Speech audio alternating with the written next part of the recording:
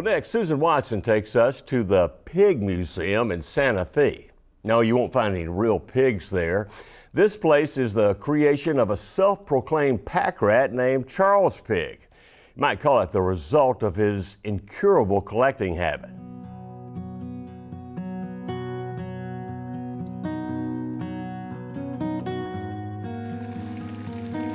It's been about half a century since he brought his bride, Gail, to live with him here on the farm where he was born and raised. There's simply no place else on earth he'd rather be. And for Charles Pigg, this really is, well, hog heaven. Yeah, hey, welcome to Pigg Museum. This is something full of everything. I've been collecting all my life.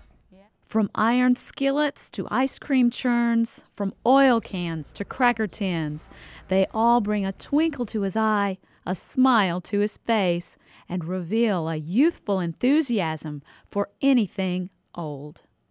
Antiques is history. And history, to me, hey, I'm a sentimental guy. I don't want to see nothing thrown away, and you know, I just, anything to do with my parents or kinfolks, stuff like that, and I really think it's worth something. Charles has the small wooden keg that his father filled with ice water and took with him when he worked in the fields. He also has some medicine bottles that belong to Dr. Walker, the physician who delivered Charles.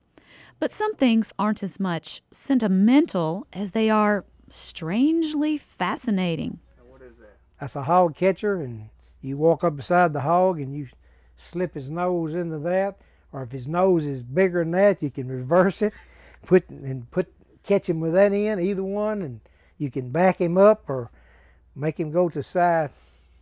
It's a hog catcher. Now, you're probably wondering, where in the world does Charles find all this stuff? Well, the answer is just about everywhere. I was an electrician, and electricians, they're on the road, they go everywhere, and you can find more stuff and you can bring home. And I've been, like I say, I've been collecting ever since I was 16, 18 years old. I've been collecting, and I'm 69. And my wife, and just about tell you, it's not many weeks go by that I don't bring something home. I find more stuff. I don't know, it just...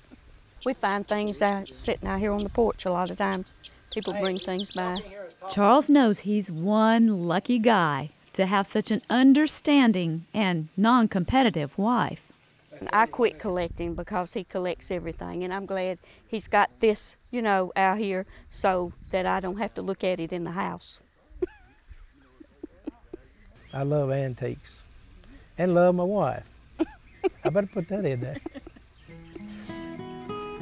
Well, as you can see, Charles really can find a treasure almost anywhere he goes. But the one thing that he wanted more than anything was just over the hill, less than half a mile away. But it took him well over 20 years to finally bring it home.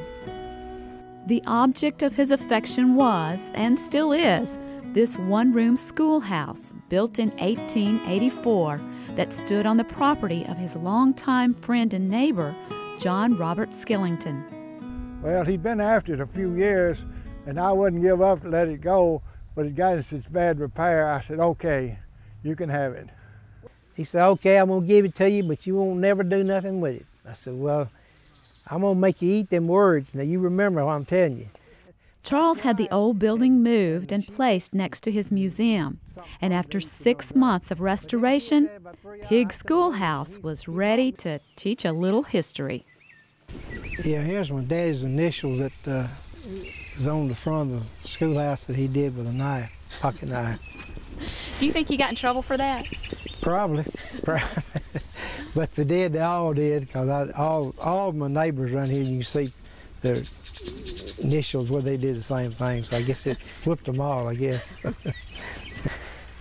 Yeah, let me show you a little about my schoolhouse here. To me, the most important is the blackboard, which is painted all the way around the room. Okay, let me show you a picture of my daddy that went to school here, right here. Oh, he's dressed up fine in that little suit and tie. They dressed better back in them days than they do now. It's a McGuffey's reading chart, and that's how the kids learn how to to take words and make them into sentences. And that's the perfect lesson, the plowing on the farm for this spot, huh? That's right. You're right. Yeah. Now, do you mind explaining what this is? Well, really, they're supposed to have holes in it, and you do a better job. This is the pedal, and you notice how it's cedar. Yeah. Anybody's initials on this? We don't have your initials on it. No. But when I went to school, they had holes bolted there where the air wouldn't slow it down. Yeah, built for speed.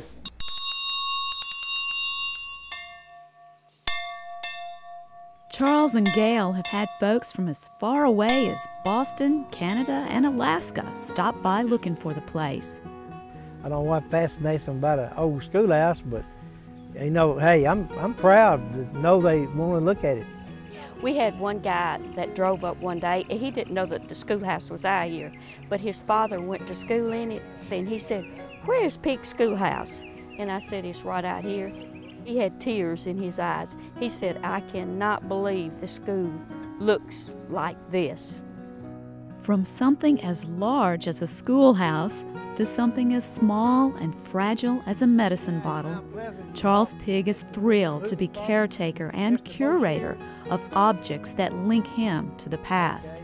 And it is his quest for the past that moves him passionately into the future. I hope I never quit work, and I hope I never quit collecting. No, I love it.